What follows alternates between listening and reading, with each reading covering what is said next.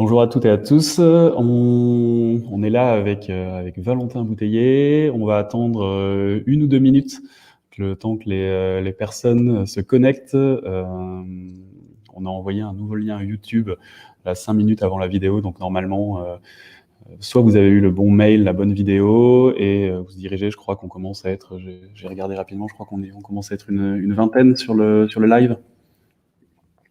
On va attendre quelques minutes et puis après on se lance pour les 45 minutes ensemble.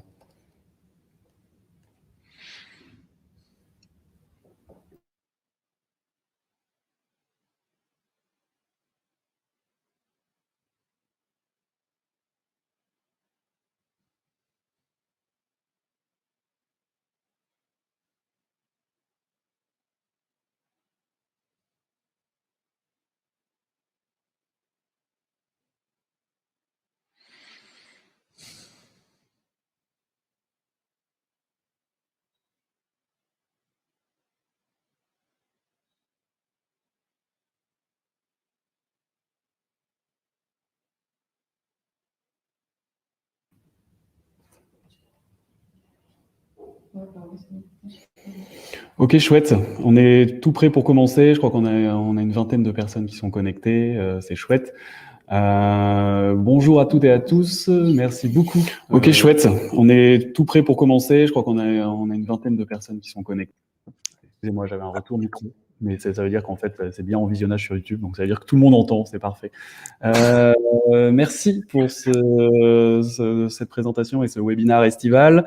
Comme vous savez, chez Carbo, on organise différents webinaires où on donne la parole à des partenaires qui sont importants pour nous, avec qui on a noué des bonnes relations. Et on est ravis aujourd'hui d'accueillir Valentin de chez Zei, avec qui on échange depuis plus d'1 an sur différents sujets, avec qui on est aussi assez similaire dans notre philosophie, dans l'envie de faire avancer ces différents sujets.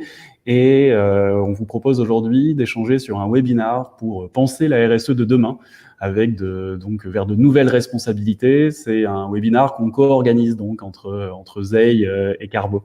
Avant de commencer, je vais donner la parole à Valentin. Et si Valentin, tu veux bien, n'hésite pas à te présenter Zei en quelques mots. Et après, on va se lancer sur le petit plan qu'on va vous proposer. Avec plaisir. Bonjour Simon, bonjour à toutes et à tous. Donc je suis Valentin Bouteiller, je suis directeur développement et impact chez Zei. Et donc pour ceux qui ne connaissent pas Zei, Zei c'est une solution digitale qui a pour ambition d'accompagner un maximum d'entreprises dans leur démarche de RSE.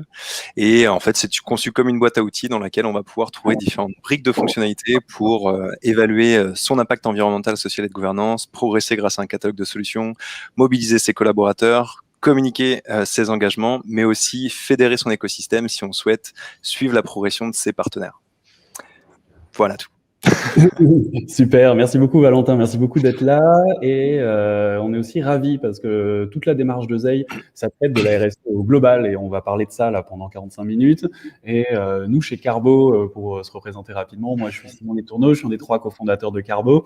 Et nous, on traite une petite partie, je pense que Valentin sera d'accord avec ça, une petite partie de la RSE qui est l'empreinte carbone et comment on a développé des outils à la fois pour les particuliers et pour les entreprises qui permettent pour les entreprises de faire, on va dire, leur comptabilité carbone et être capable de suivre son empreinte carbone de son activité, comme on peut suivre des différents critères et évaluations.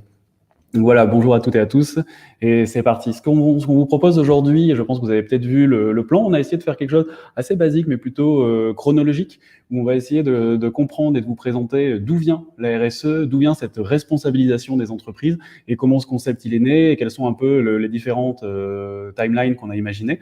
Après, on va plutôt être sur aujourd'hui, l'état de la RSE en France, avec différents critères et chiffres, et on va se dire, ok, c'est chouette, mais quelle est la RSE du futur? Qu'est-ce que c'est demain la RSE?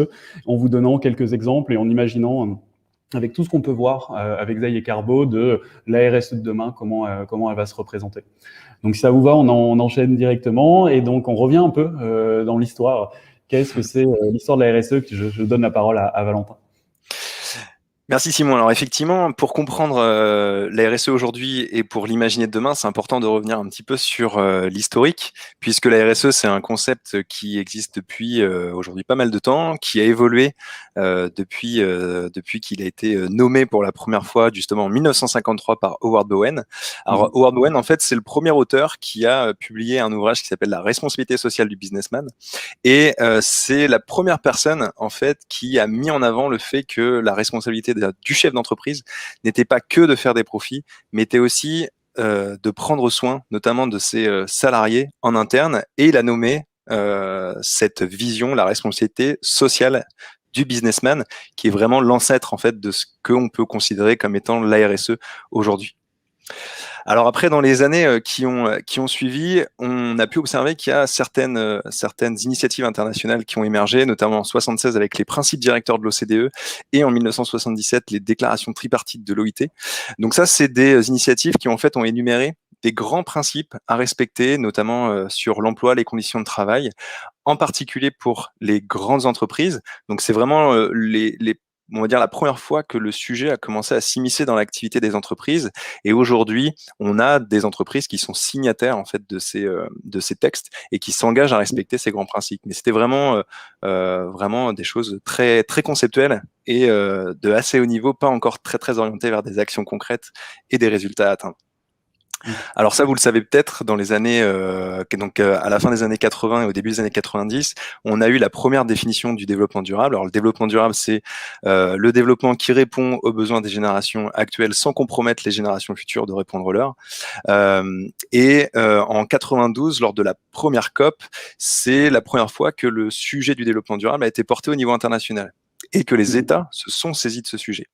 Ça a été aussi la première fois qu'on a commencé à s'interroger comment les entreprises, finalement, pourraient intégrer cette notion de développement durable dans le cadre de leurs activités, justement pour améliorer les conditions de travail, respecter davantage l'environnement ou limiter leurs impacts négatifs sur l'environnement, etc., etc. Par la suite, donc fin des années 90, vous avez le Global Reporting Initiative. Donc le Global Reporting Initiative, c'est une organisation internationale qui était la première à créer un référentiel d'indicateurs pour les entreprises sur le développement durable. Et ça, c'est un référentiel qui est encore aujourd'hui utilisé, notamment dans le cadre de ce qu'on appelle les DPEF, c'est les déclarations de performance extra-financière. C'est le rapport RSE, ou ce qu'on appelle aussi le rapport RSE. Et donc très souvent, quand une entreprise publie son rapport RSE, elle va communiquer des informations sur certains éléments comme la parité homme-femme, ce qu'elle fait sur l'environnement, etc. Sauf que pour que les entreprises communiquent de la même manière ces informations, eh bien généralement on va se baser sur des référentiels existants, notamment le Global Reporting Initiative. Donc si vous voyez, si vous lisez un rapport RSE, il est possible que vous voyez qu'il est basé sur le GRI. Et en 2000, vous avez Global Compact, donc le Global Compact, une initiative de l'ONU, qui a énuméré 10 principes pour les droits de l'homme, le travail, l'environnement, la corruption. Et aujourd'hui, vous avez beaucoup d'entreprises, notamment des grandes entreprises, qui sont signataires du Global Compact et qui s'engagent du coup à respecter ces principes. Donc ça, on va dire, vous voyez, jusqu'aux années 2000, on a l'émergence du concept, l'arrivée avec certaines initiatives qui commencent à faire émerger le sujet au sein de l'activité des entreprises. Et à partir de 2001, alors là on va être sur le contexte français, on va dire que c'est l'intégration réglementaire de la RSE en France, donc par différents textes. Le premier, c'est en 2001 la loi NRE, donc Nouvelle Réglementation Économique, qui est une loi qui a imposé aux entreprises cotées de publier des informations liées à leurs engagements RSE. Et donc ça se faisait, c'est à partir de cette époque qu'on a commencé à voir émerger en fait les rapports RSE qu'aujourd'hui on connaît quasiment tous. En 2010, vous avez les lois Grenelle 2, donc ça c'est l'obligation de publier des informations sur l'environnement. Alors par rapport à la loi NRE, en fait on a élargi les thématiques sur lesquelles les entreprises devaient communiquer, mais il faut savoir aussi que le seuil d'obligation s'est abaissé puisque là on a commencé à toucher les entreprises qui étaient cotées et non cotées. L'ISO 26000, qui émerge la même année, c'est la première norme internationale sur la RSE. En fait, c'est des grandes lignes directrices qui peuvent aider les entreprises à mettre en place leur démarche en interne, qui est aujourd'hui utilisée par beaucoup d'entreprises et qui est aussi la base de nombreux labels en fait qui labellisent sur les thématiques de RSE. Et en 2014, vous avez donc là l'harmonisation en fait de cette obligation de communiquer sur ces engagements RSE au niveau européen. Et donc le rapport RSE maintenant s'appelle une déclaration de performance extra-financière. Et ce qu'on peut voir, c'est que depuis 2016, il y a aussi une accélération en fait réglementaire sur ces sujets, avec en 2016 la loi Sapin 2 qui concerne la transparence et la corruption. Alors on le verra plus tard, on rentrera un petit peu plus dans le détail de ces réglementations, mais concrètement, c'est l'obligation pour certaines entreprises de mettre en place des actions pour éviter la corruption dans le cadre de leurs activités. La loi sur le devoir de vigilance en 2017, qui elle est plutôt orientée vers la limitation des risques environnementaux liés aux droits de l'homme, etc., dans les chaînes d'approvisionnement. Et en 2019, on a la loi Pacte. Alors la loi Pacte, elle est assez intéressante parce qu'elle a amené à 3 grandes évolutions. Le premier, c'est la modification du code civil et notamment la modification de la définition de ce qu'est une entreprise. C'est-à-dire qu'aujourd'hui, on va dire dans le texte qui définit ce qu'est une entreprise, vous avez une mention sur la prise en compte des thématiques environnementales et sociales dans le cadre des activités des entreprises. Donc en fait, tout le monde est concerné par cet article. Le deuxième point, c'est l'émergence de la raison d'être. Donc c'est la possibilité pour une entreprise de définir une raison d'être qui est notamment d'ordre environnemental et social. Et ensuite, c'est la création du statut de société à mission. Donc ça, c'est vraiment des entreprises qui vont mettre au cœur de leur activité un engagement sur les thématiques environnementales et sociales et qui vont être suivies par un comité de mission qui va chaque année suivre la progression de l'entreprise sur ces sujets et l'aider à définir de nouvelles pistes pour les années à venir pour qu'elle tende toujours vers un progrès sur ces sujets-là. Ok. Voilà Super. pour l'histoire.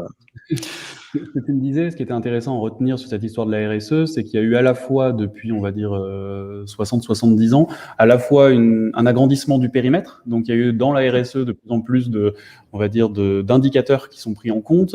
Et ce que tu me disais aussi, ce qui est intéressant, c'est qu'il y a aussi à la fois un abaissement des seuils au niveau réglementaire, en fonction du nombre d'employés, etc., dans les entreprises. Donc, élargissement, on va dire, horizontal et vertical. Et clairement, demain, la RSE va être encore plus de sujets. Oui, tout à fait. Alors effectivement, pour revenir sur, j'ajoute une mention, un petit commentaire. Ce qui est important, alors on voit qu'en fait le concept déjà il évolue dans le temps. C'est-à-dire que quand la RSE telle qu'on la connaît aujourd'hui a émergé, on parlait de responsabilité sociale des entreprises, donc c'était très orienté vers l'humain, vers les conditions de travail, vers les collaborateurs. Et petit à petit, en fait, le concept s'est transformé pour devenir la responsabilité sociétale des entreprises. Et en fait, le terme sociétal, il intègre d'autres thématiques. Donc, on a intégré l'environnement, on peut intégrer la gouvernance, la transparence, etc., etc. Donc déjà, au niveau conceptuel, on voit que c'est vraiment un être vivant qui évolue dans le temps. Et deuxième aspect, c'est effectivement, quand on regarde l'histoire, c'est que, alors déjà, d'un point de vue réglementaire, ça s'accélère, et que les seuils d'application des obligations liées à la RSE ne cessent de diminuer. Et donc ça permet aussi de se projeter un petit peu sur ce qui va venir parce que en ce moment, il y a des réflexions pour encore abaisser ces seuils, donc pour faire en sorte que de plus en plus d'entreprises soient concernées.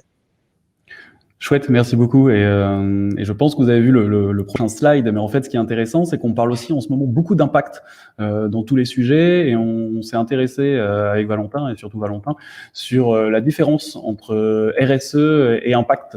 On s'aperçoit que dans pas mal d'organisations, en fait, historiquement, il y avait des responsables RSE ou des directeurs RSE qui étaient parfois dans la business unit de la communication, parfois au sein des RH, maintenant qui est en train de se décaler du côté des directions financières. Et on voit émerger dans les entreprises et dans les petites et moyennes entreprises et parfois les grosses entreprises des directions de l'impact, des directions de l'engagement, des directions de la RSE. Donc on a voulu faire un petit focus sur ce côté RSE vs impact. Et Valentin, je te laisse reprendre la main si ça te va.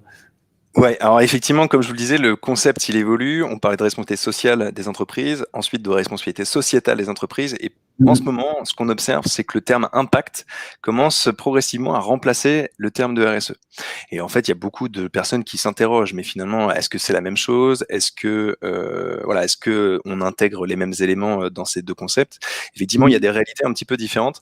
Et pour moi, la vision qui synthétise un peu tout ça, c'est la vision de l'IMP. Alors l'IMP, c'est l'Impact Management Project. C'est une organisation internationale qui regroupe aujourd'hui plus de 200 entreprises, ONG, chercheurs, etc., qui s'interrogent sur ce qu'est l'impact et comment on le mesure. Et eux, en fait, ils ont mis en avant un graphique avec 3 catégories d'impact qui permettent d'identifier 3 types d'entreprises. Et vous verrez ensuite, ça nous permettra de distinguer ce qu'est la RSE de l'impact. Donc la première catégorie, c'est la catégorie A. Donc A pour agir pour éviter de nuire. Et dans cette catégorie, on va intégrer toutes les entreprises qui cherchent à limiter leurs externalités négatives. Donc c'est-à-dire les entreprises qui vont chercher à limiter leur impact négatif qu'elles peuvent avoir sur l'environnement, sur les hommes. Et ça s'interprète par exemple par des actions comme la réduction de son empreinte carbone, la limitation de l'utilisation des ressources, payer des salaires décents. Et là-dedans, c'est ce qu'on va nommer en fait des entreprises responsables.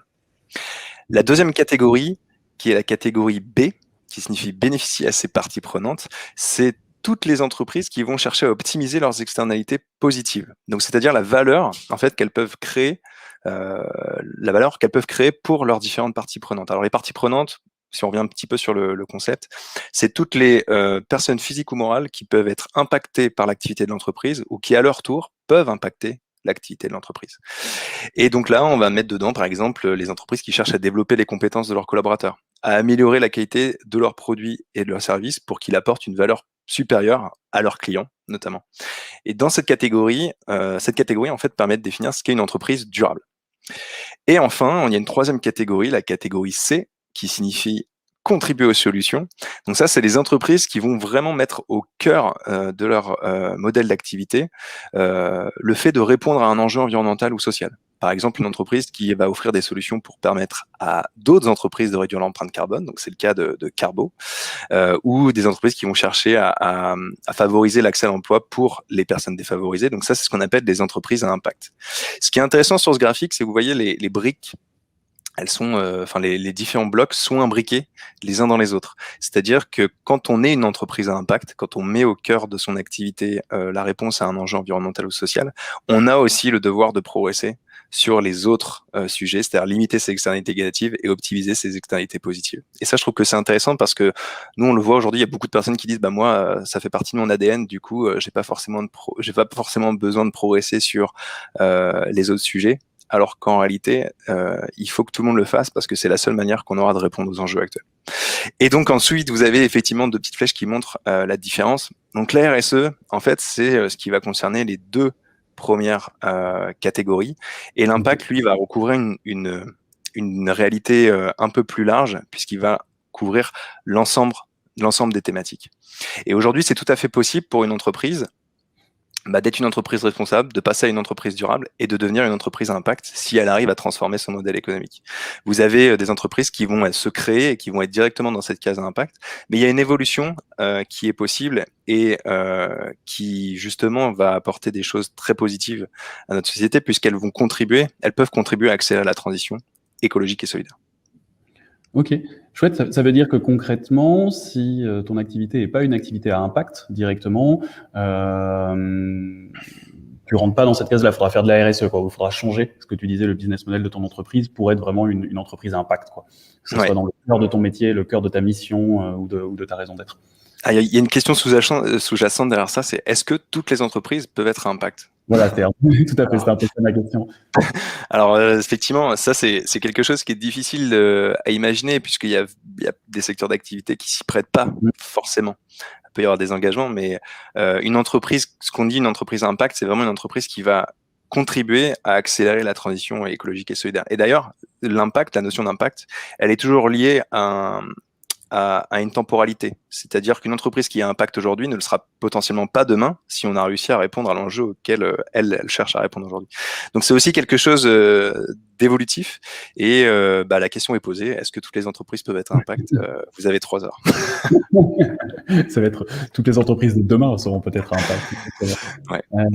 Chouette, merci beaucoup pour ça. On s'est demandé dans un deuxième temps en fait de rester un peu dans le moment présent et de se dire où est-ce qu'on en est de la RSE en France et quels sont un peu les différents. Alors à la limite je vais afficher tous les chiffres comme ça on va pouvoir avancer et commencer à se baser sur les chiffres. L'idée c'est de savoir où on en est. Valentin, tu veux que je te laisse cette slide, je ferai celle d'après? Ouais, avec plaisir. Je vais essayer effectivement d'accélérer un petit peu. Donc là, l'objectif, c'était de donner quelques chiffres aujourd'hui sur la perception, notamment des salariés du sujet de la RSE en France. Et ça provient d'une étude des enjeux et des hommes, qui est le baromètre RSE, qui est publié régulièrement. Donc n'hésitez pas à suivre un petit peu leur publication. Et donc le premier chiffre, 54% des salariés savent précisément ce qu'est la RSE. Alors, ce qu'il faut savoir, c'est qu'il y a beaucoup d'études qui ont été faites sur la connaissance du terme. Et en fait, ça, c'est probablement le chiffre le plus élevé que moi, j'ai pu observer. Très souvent, il est en dessous de 50%, voire même en dessous de 40%. Et il montre qu'en fait, aujourd'hui, en France, on n'a pas encore une très, très bonne connaissance de ce qu'est la RSE.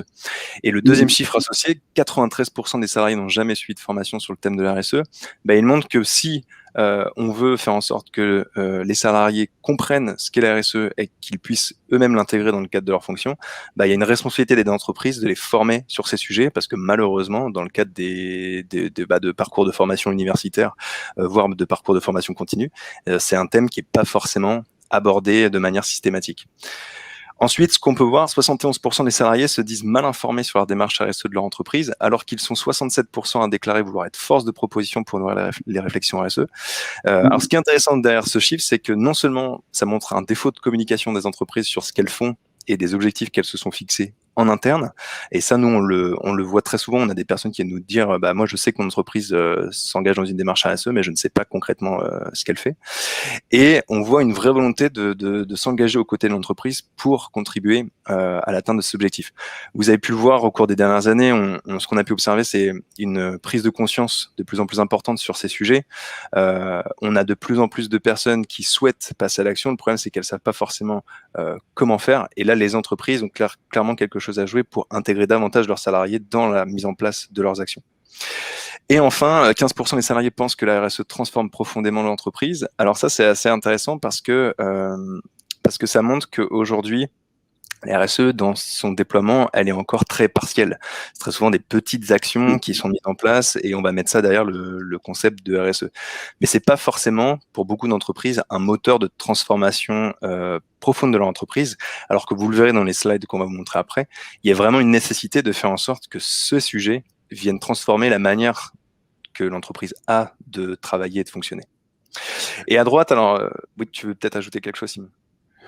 Ouais, je voulais juste ajouter effectivement que on parle de la RSE et la RSE, elle est déjà bien intégrée dans la tête un peu des gens, etc. Même si il faut que ça aille plus loin, et c'est ce que tu disais, Valentin, mais on sent que les salariés commencent à connaître ça. Et sur la partie de l'empreinte carbone, alors on est sur des chiffres très inférieurs.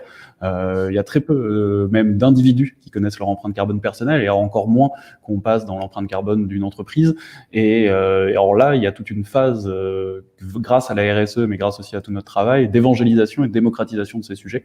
Et exactement ce que disait Valentin, c'est que quelque chose qui était venu un peu complémentaire doit, comme la RSE ou comme l'empreinte carbone, nous on milite, Zeil et Carbo, pour que finalement ce soit directement dans les processus des entreprises et que ce soit intégré à la façon de travailler. On réfléchit directement sur n'importe quel projet, n'importe quelle nouvelle activité, en incluant la RSE ou en incluant le carbone.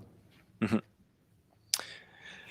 Tout à fait. Merci Simon. Et du coup, alors à droite, ça c'est un graphique que je trouve assez intéressant sur les raisons qui poussent les entreprises à s'engager dans une démarche RSE, notamment quand on compare par rapport à la dernière étude de 2017. Alors les chiffres qu'on vous montre là sont datent de 2020. Et ce qu'on voit, c'est que, alors sur la première notion, le premier élément, la raison, se mettre en conformité réglementaire, on voit que le chiffre baisse. Il a quasiment perdu 10 points entre les deux études.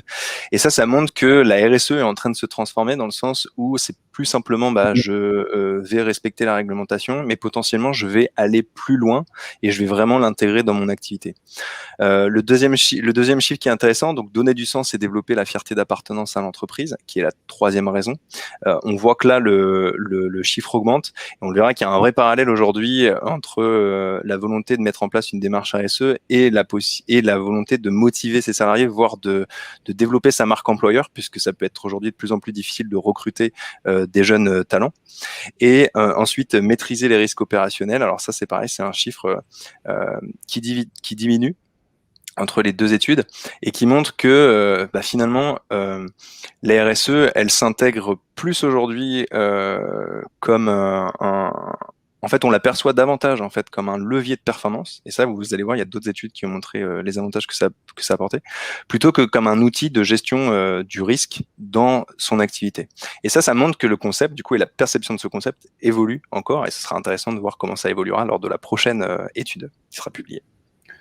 Et c'est aussi très intéressant de voir qu'en 3 ans, la deuxième raison, la répondre aux attentes de certains clients, d'après ce que j'ai compris, a vraiment augmenté, est devenue la deuxième raison.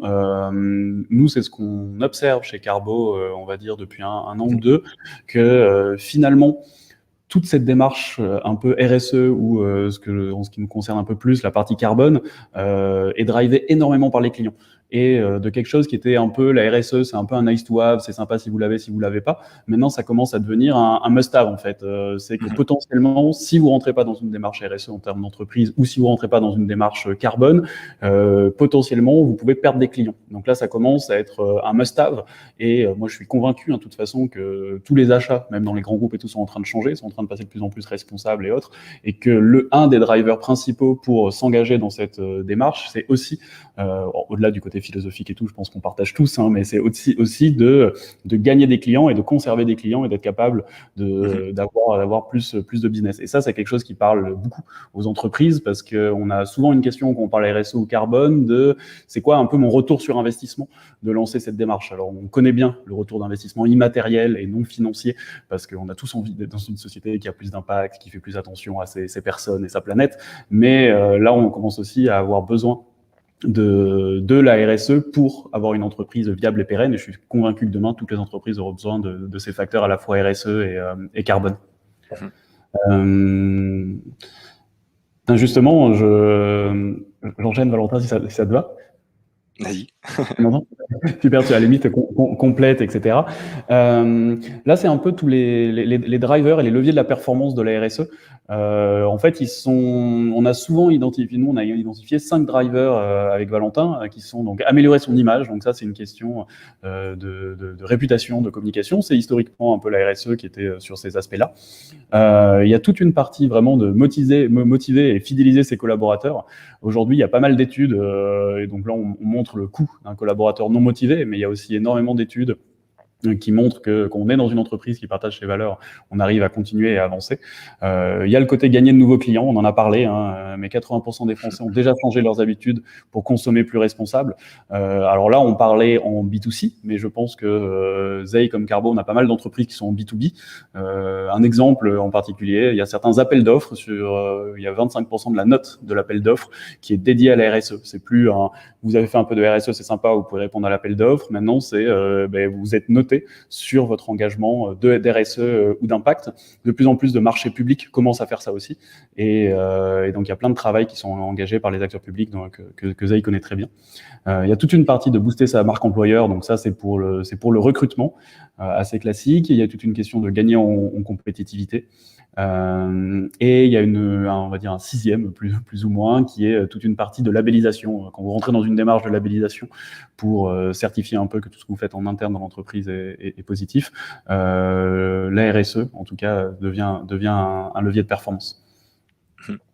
Ce qui est intéressant aussi de noter par rapport à cette slide, vous voyez par exemple le premier chiffre, 43% d'une entreprise, de la réputation d'une entreprise relève de la dimension RSE.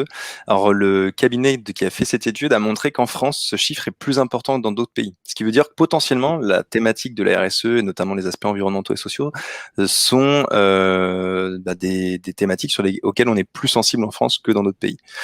Sur le coût des salariés, c'est un chiffre qui ne cesse d'augmenter d'année en année. Et il y a effectivement des études qui montrent qu'aujourd'hui, la motivation des salariés est en chute libre. Donc, il y a vraiment besoin de trouver de nouveaux leviers pour faire en sorte qu'ils s'impliquent davantage dans leur travail. Et pareil, sur l'aspect gagner de nouveaux clients, ça, c'est une étude de l'ADEME Greenflex qui est publiée tous les 2 ans. Et le chiffre, depuis les premières publications, ne cesse d'augmenter.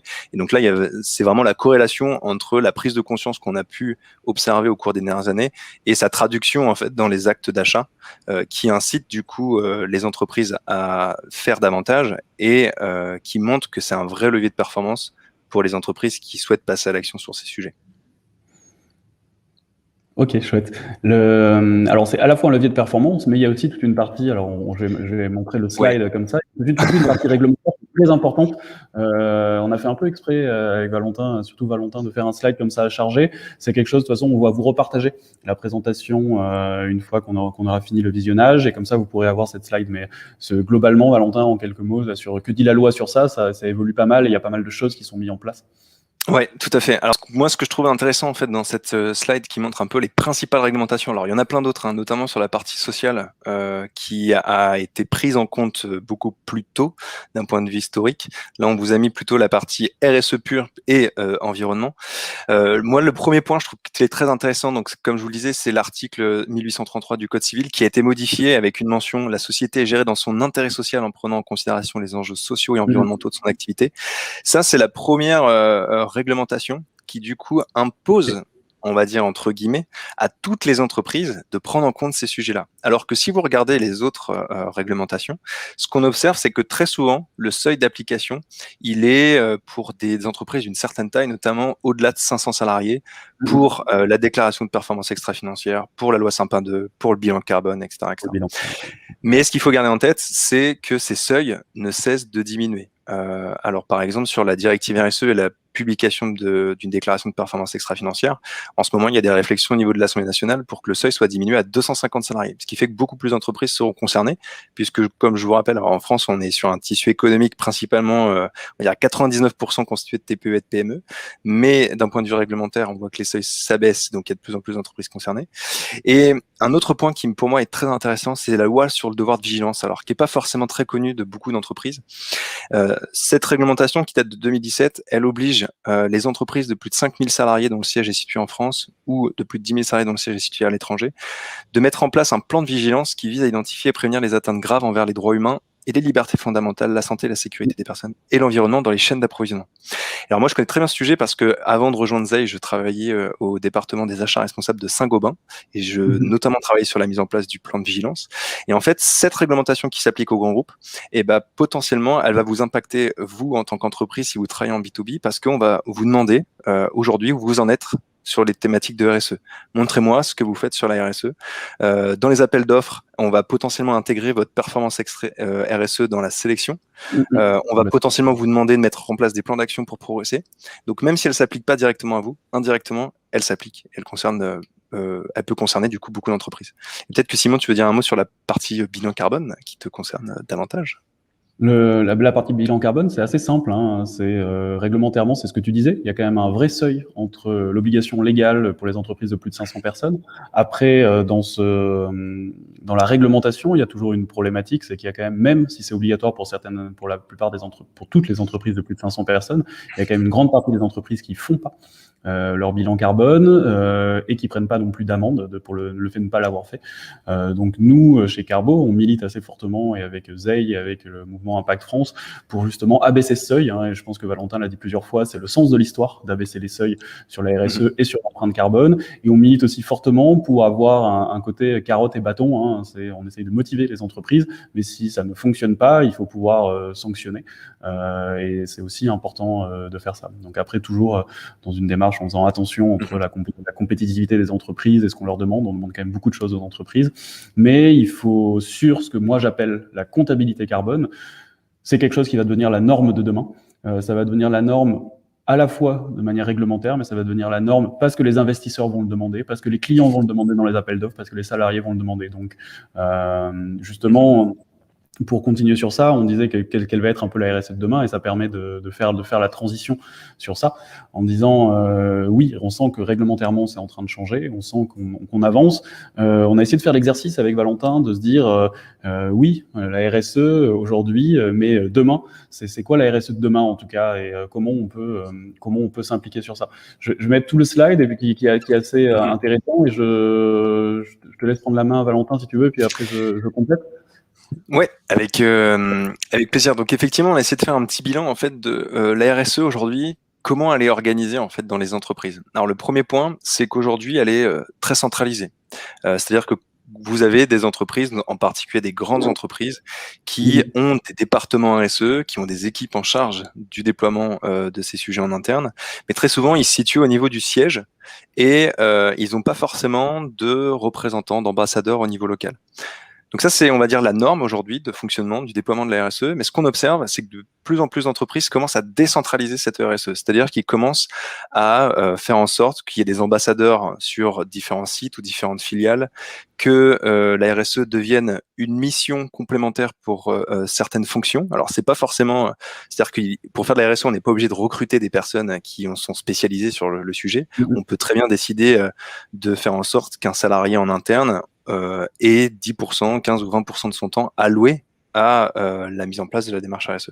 Et on voit qu'effectivement, à ce moment, c'est en train de se décentraliser et il est très probable que ça se généralise demain.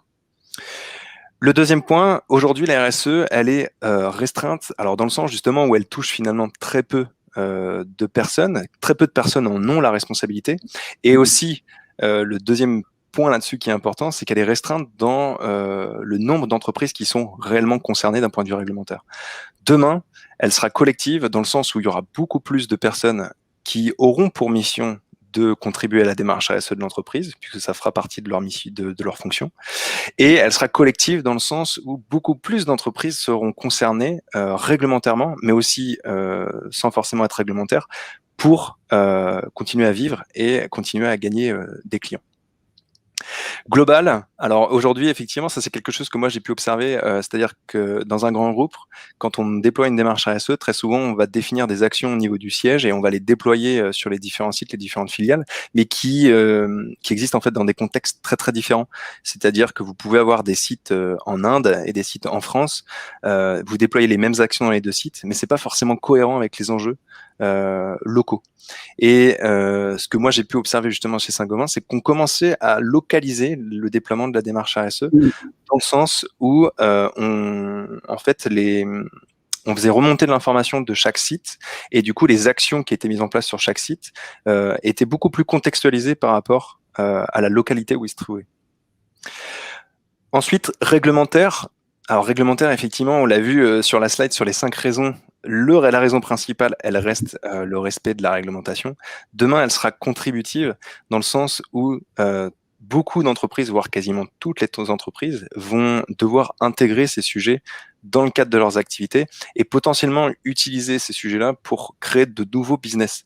C'est-à-dire qu'il y a un potentiel énorme d'activités aujourd'hui qui ne sont pas encore lancées, beaucoup d'innovations qui pourraient émerger grâce à ça, et elle sera contributive dans le sens où les entreprises vont vraiment avoir, vont avoir le thème de la RSE ou peut-être le thème de l'impact au cœur de leur activité.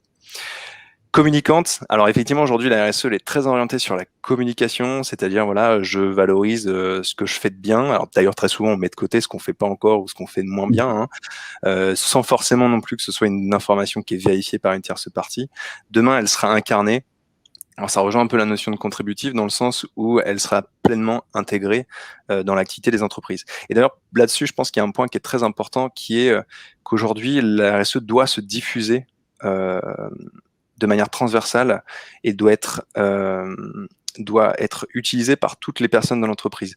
C'est-à-dire que quand vous êtes, en fait, ça doit revenir au niveau du métier. C'est-à-dire que si vous êtes un RH, si vous êtes une personne en charge de la R&D, si vous êtes une personne en charge de fonctions administratives ou un manutention, vous faites de la manutention, et même il va falloir demain qu'on vous forme et que vous intégriez ces sujets dans le cadre de votre métier, parce que ça peut potentiellement être source d'innovation intéressante pour l'entreprise, pour créer justement de nouveaux business. Non digitalisé, alors effectivement aujourd'hui la RSE est très et c'est déploie très souvent avec des tableaux Excel, donc c'est pas encore très très digitalisé. Et il y a une limite à ça, c'est notamment la collecte de données. On a besoin, pour mettre en place des actions, de mesurer notre impact et notamment de collecter de la donnée qui peut être automatisée, comme ses consommations d'énergie, son impact carbone, etc. Donc heureusement, il y a de nouvelles solutions qui émergent. Et donc demain, elle sera digitalisée et elle permettra d'aller beaucoup plus loin. Et aujourd'hui, la RSE reste un nice to have dans le sens où c'est encore perçu par beaucoup d'entreprises comme quelque chose de secondaire.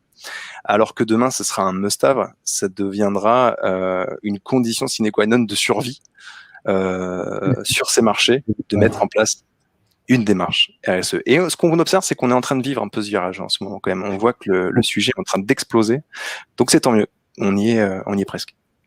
Complètement. Je pense que si j'avais à refaire le slide en le voyant là, j'aurais mis hier, c'était un nice to have, et aujourd'hui, demain, ça commence à être un must have. Et la chose que je peux ajouter sur ça, ce ce qu'on a observé, vraiment sur le bilan carbone, il y a un premier truc sur lequel je suis 100% d'accord. On voit de plus en plus d'entreprises qui mettent une empreinte carbone par business unit pour que les différentes entités s'approprient ce bilan carbone, que ce soit le marketing, la logistique, etc., que ce soit plus à un niveau global. Et l'autre chose que je voulais ajouter, qui est très fort, c'est qu'on constate vraiment que toutes les entreprises qui sont rentrées dans cette démarche le plus tôt possible, c'est beaucoup plus facile de continuer dans cette démarche après pour la suite qu'on grossit, etc. Que ce soit toute la labellisation, que ce soit la démarche RSE, que ce soit la démarche impact, certaines réflexions, il y a vraiment une recommandation que moi je peux faire, et je pense que Valentin sera d'accord, c'est que en fait le plus tôt c'est le mieux, même si c'est des petites briques, et c'est vraiment pour avancer. Et d'après aussi, pour compléter, je pense que vous connaissez Zei, hein, cet outil qui permet comme disait Valentin au début, d'identifier tous les différents acteurs RSE. Aujourd'hui, c'est même pas demain, hein, sur Zei, c'est déjà aujourd'hui, en fait. Zei, a priori, est déjà digitalisé, incarné, etc., etc. Pour finir, et on avance, c'était notre dernière slide sur ça. N'hésitez pas, si vous avez des questions, si vous pouvez les poser sur YouTube. J'ai vu qu'il y avait 1 ou 2 questions qui étaient là. Ou sinon, on répétera. On a voulu donner quelques exemples d'entreprises qui sont déjà, on va dire, un peu dans le monde de demain, mais qui mettent en place déjà des choses aujourd'hui. Et très rapidement, je vous présente un petit peu ça. Donc, Insect, que Zei connaît très bien. Ce qui est assez incroyable, alors là, c'est vraiment sur l'exemple du bilan carbone. Ils utilisent la solution Zei. Et sur la partie du bilan carbone, ils ont mis directement en interne, au sein de leur progiciel, des montants CO2 pour toutes les données qui transitent chez eux. Donc, ça veut dire qu'ils sont capables, chez Insect, d'avoir l'empreinte carbone, on va dire, de leur activité de manière, alors peut-être pas quotidienne, mais de manière mensuelle, et d'avancer sur ces sujets. Et je sais, mais Valentin pourra sûrement compléter, qu'ils utilisent aussi la solution Zei pour justement piloter l'ensemble des critères RSE. Ouais, alors Insect, c'est intéressant, c'est qu'il y a une pression très très forte, alors pour beaucoup d'entreprises, de la part des investisseurs, pour suivre justement ce qu'ils font sur ces sujets, voir comment ils évoluent. Et effectivement, Insect dispose d'un profil aujourd'hui sur Zei pour déployer sa démarche. Et chose assez intéressante, ils ont affiché un poster dans leurs locaux avec un QR code qui renvoie vers le profil et qui peut être consulté à tout moment par les salariés. Donc ça, c'est une bonne manière aussi de montrer ce qu'on fait en interne à ces salariés pour que eux s'imprègnent de ces sujets et l'intègrent justement dans leur fonction. Oui, exactement. Donc Insect, sur la partie carbone que moi je connais plus, ils ont mis ça directement dans leurs outils nature et découverte. Ils ont fait quelque chose d'assez incroyable, c'est qu'ils ont défini des objectifs de réduction de leur empreinte carbone globale, et ces objectifs de réduction sont directement au sein des business units. Et donc certains directeurs ou managers de business units sont incentivés, donc ont des primes à la fin de l'année s'ils ont respecté la réduction de l'empreinte carbone sur leur activité. Donc ça, c'est excessivement intéressant de voir que demain, la RSE ou même l'empreinte carbone, ça sera plus uniquement un nice to have, ça peut même impacter les performances des managers et la prime qu'il y a derrière. Serena Capital, qui est un fonds d'investissement, Valentin l'a dit juste avant, ils sélectionnent une partie de leur entreprise en fonction aussi de leur empreinte carbone. Ils ne sélectionnent pas qu'en fonction de ça, évidemment, c'est un fonds d'investissement, mais ça fait partie des investisseurs qui s'intéressent très fortement à l'empreinte carbone de l'activité des entreprises. La partie B Corp, il y a pas mal de choses sur un très beau référentiel. B Corp aussi avance rapidement sur tous ces sujets. J'ai mis B Corp exprès pour dire que c'est des recommandations de B Corp sur la partie carbone, pas uniquement de faire son empreinte carbone, mais vous avez des points en plus sur B Corp si vous vous engagez à avoir des objectifs de réduction assez ambitieux. Donc, c'est pas uniquement le passé, c'est vraiment aussi le futur, et dans les appels d'offres, ça arrive aussi. Alan, qui est un de nos clients avec qui on a fait le bilan carbone récemment, je vous enverrai, on mettra ça dans les commentaires là quand on vous renverra la présentation, a publié son bilan carbone. Donc, il y a aussi des entreprises comme ça où on n'est pas encore totalement sûr, mais on est transparent sur la démarche, et des entreprises comme Danone, qui sont assez incroyables, qui ont mis un prix du carbone interne. Et donc, finalement, dans leur PNL, il y a une partie qui est le prix du carbone interne qui est refacturé pour voir si demain, l'empreinte carbone a un prix, a un coût, et c'est effectivement une externalité négative qu'on ne compte pas aujourd'hui, comment ça pourrait être fait. Et le message qu'on voulait vous faire passer, on va peut-être avoir le temps de prendre une question, Valentin, parce qu'on a un peu dérivé. On est convaincus, Zei et Carbo, que la RSE et l'empreinte carbone seront les indicateurs de demain pour toutes les entreprises, et que ça va être des indicateurs extra-financiers qui seront aussi importants que des indicateurs financiers. Il y a forcément des indicateurs financiers, que c'est une entreprise, elle doit être pérenne, elle doit être viable économiquement. On s'aperçoit que maintenant les entreprises sont de plus en plus valorisées en fonction de tous ces indicateurs extra-financiers, et les indicateurs extra-financiers, c'est la RSE au global qui prend une grande partie de ces indicateurs extra-financiers, et ça sera à la fois pour leurs clients, donc tout leur écosystème. Ça sera pour leurs collaborateurs en interne, on en a beaucoup parlé, et quelque chose qui nous tient à cœur chez Carbo, ça sera évidemment pour la planète et le monde qu'on a envie de faire demain. Pardon, Valentin, tu voulais ajouter quelque chose sur cette partie-là ou je te pose la question? Non, c'est parfait. Je veux bien qu'on prenne les questions du coup. Chouette. On va prendre une question parce que c'est important chez Carbo, on aime bien finir à l'heure. Justement, en évoquant l'image de l'entreprise, la limite peut être fine entre greenwashing et labellisation RSE. Comment s'en prémunir? Que pouvez-vous nous dire à ce sujet? Donc c'est une question plutôt sur on va dire la communication. Comment faire pour que ce soit pas uniquement du greenwashing? Et c'était un travers qui avait lieu dans la RSE, je pense, il y a 10-20 ans. Ouais, en fait, le gros souci, c'est qu'il y avait beaucoup de communication qui était fait par les entreprises, ou qui est encore fait par les entreprises, malheureusement, sur ces sujets-là, et sans forcément que ce soit vérifié par une tierce partie. Donc déjà, il y a un besoin que l'information qui est communiquée, elle soit vérifiée, pour être sûr que l'entreprise ne communique pas de manière, on va dire, faussée ou embellie, ce qu'elle met en place. Le deuxième point, c'est que il y a un besoin aussi, je pense, de communiquer de manière assez authentique. Alors nous, c'est assez intéressant ce qu'on observe chez Zeil, puisque du coup, quand une entreprise s'inscrit sur Zeil et qu'elle a un profil avec des indicateurs, elle ne peut pas sélectionner les indicateurs qu'elle souhaite communiquer ou qu'elle ne souhaite pas communiquer. Elle est obligée de tout communiquer en même temps, à la fois ce qu'elle fait, ce qu'elle ne fait pas encore, les objectifs qu'elle s'est fixés. Et on a remarqué que certaines entreprises publiaient leur profil Zeil alors qu'ils avaient des scores assez bas. Mais par contre, dans la manière qu'ils ont eu de communiquer sur leurs réseaux sociaux notamment, ils ont mis en avant en fait le fait qu'ils avaient conscience en fait qu'ils étaient en retard, qu'ils avaient une volonté de progresser qui était très forte, qu'ils s'étaient fixé des objectifs ambitieux. Et ça en fait, ça a vraiment très très bien fonctionné. Donc après, je pense qu'il faut aussi que les entreprises essaient de communiquer un petit peu différemment sur ces sujets.